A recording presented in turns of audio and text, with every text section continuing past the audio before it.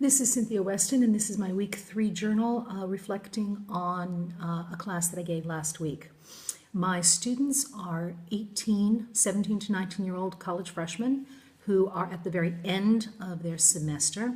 At this point in the term, we are mostly doing their presentations and their exam prep, so there's not a lot of class going on. However, every week we do a reading from a modified Romeo and Juliet.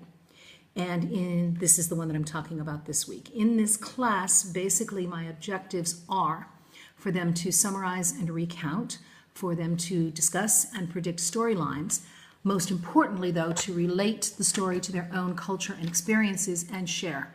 That's the major objective. Basically what I'm trying to do is get them to talk to each other and to me in English, fairly good English, hopefully recycling stuff we've done in class, and to express themselves. So, such as it is, that's what the class is. As far as the learning objectives are concerned, we've got the learning objectives, the motivation learner strategies, the balance of individual needs, and the alternative methods that you want discussed. Basically, I know that my learning objectives were met. Everyone did speak. What I do with this is in the very beginning of class, I let them talk to each other in small groups in whatever language they want to. They're all Arabic 1 learners, so that's usually their default, to get what the story is, because I'm going to want the group to recount the story to me. What I find in doing this is, though they discuss things in Arabic, they know they have to talk to me in English, and the groups will talk to each other, and then across the room, they'll talk to each other asking for particular words. How do you say this in English? And I find that some of my girls who are really good in English but reticent to talk. For example, Baina is very good at, she's got a very good vocabulary. And so people on the other side of the room, the talkative gang, were asking for a definition, and Baina came right up with it right across the room, which is great for her. But everyone got to talk. The other thing that I do with them is once they've gotten back in the group and they give me a story, I make them do it. I don't let one person dominate. I get all of them to talk. And I start with my girls who are reticent to talk and perhaps a little weak, because I can ask them pointed questions in the very beginning that they can answer before the girls who are a little stronger and more confident take over telling the story. So I do try to get them a little bit of balance, getting those girls to talk too. The other thing is that after they've told me the story, and we've talked about it a bit, I have them go into small groups or pairs, and they read over the scene that we're doing. In this case, it was scene 5, where Romeo talks to Father Lawrence.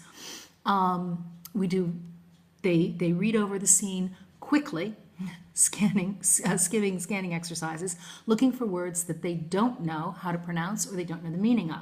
And again, with meanings, I throw that open to the room. Does anybody know what a passing fancy might be, for example? So once we've gathered all of that information, I've given them the pronunciation, talked about the words and such. Then in pairs, they read the scene to each other. And what I do with this is, I've got girls who are happy to read out loud in front of the whole group and those that are not. And it's something I've been struggling with for quite a while. So what I've done here is I let them work in pairs and they read to each other straight out, and I monitor. I generally don't monitor the ones that are strong, who tend to partner up. I go and listen to the weaker ones so that I can give them one-on-one feedback and one-on-one help that they won't get in the big group because they won't talk in the big group.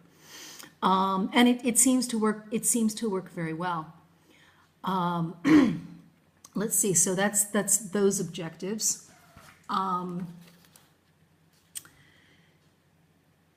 As far as and then after we do that, then it comes together. We read the entire scene and we talk about how it relates to their lives. In this particular scene, Romeo has gone off to Father Lawrence to talk about marrying them. And the question that I threw open to the class was, how does this work in your culture? Who goes to a wedding in your culture? I was setting them up for the next scene, which is the actual wedding, where nobody's in the room except for Father Lawrence, Romeo and Juliet, which is absolutely opposite to anything that would ever happen in the Arab world. It would not be legal here. And I knew this, but I threw this out there for them to discuss. And as a group discussion, talking to me is always very effective for them. Sure, not everyone will participate in that, and sometimes I have to pull them out individually. But for the most part, they do get things going. And with the recount, I can remind them to use past tense, which I did, just with my little backward flap hand. And for telling me what happens, of course, I remind them to use present tense. And they're pretty good with monitoring themselves or monitoring each other. I've got one girl, Afra, who likes to say present tense when anybody gets it wrong, which, it's participation. As far as motivation goes, as I said, this is their fun bit of the week.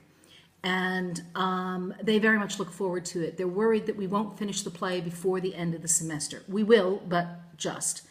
As far as alternative methods, approaches, and techniques go, which is L8, when we started it, I didn't have them reading individually in small groups or in pairs. And they needed to. And so now that we're doing it that way, I think it actually works very well. As a matter of fact, I give them a lot of freedom to choose their pairs. We had one group, in this group it was Zara, Afra, Mariam, and Fatma, none of whom, well, Zara's pretty strong, but none of whom were terribly strong or terribly confident.